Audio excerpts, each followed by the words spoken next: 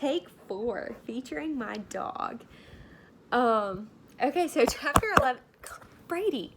Okay, chapter 11 basically covered the balancing act of speaking the truth and dealing with conflicting messages about what the truth really is. So, a student journalist set out to write an enterprise feature about the local children's swimming program in her student newspaper and the Pine Hills blog, which was basically a site for journalism students that was hosted on timesunion.com. So, this is a widely circulated newspaper within Albany, New York, which is where the dateline of this story is. So, upon observing the swimming program, she discovered basically additional angles to the story that she was expecting to write.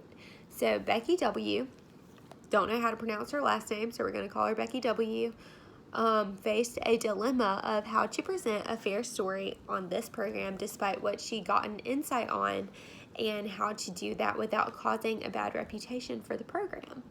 So there were several strengths and weaknesses to the program, and it was hard for her to focus on the facts. So she wanted to educate and inform the community about kind of what goes on within the program, and really had a hard time letting go of what she initially thought the program was to be versus what she knew it was now.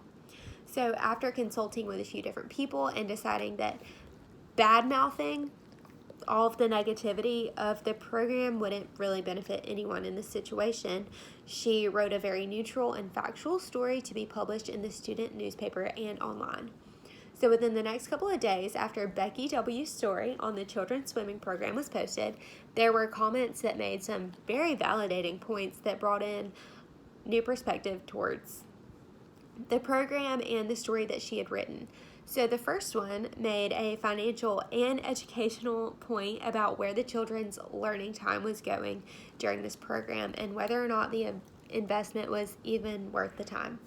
So a respondent to that initial comment brought in another factual viewpoint by bringing in the statistics of drowning between African Americans, Hispanics, and whites, and how important it is that children learn like the life skills that the program presents for them within the few weeks that it lasts.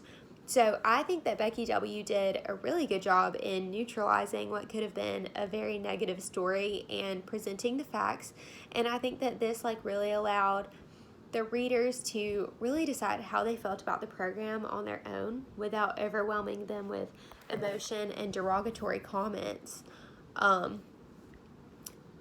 of what Becky found while she was observing.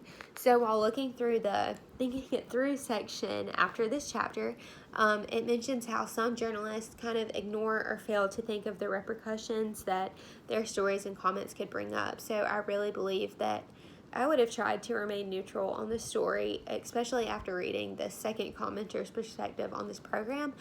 I strongly agree with him.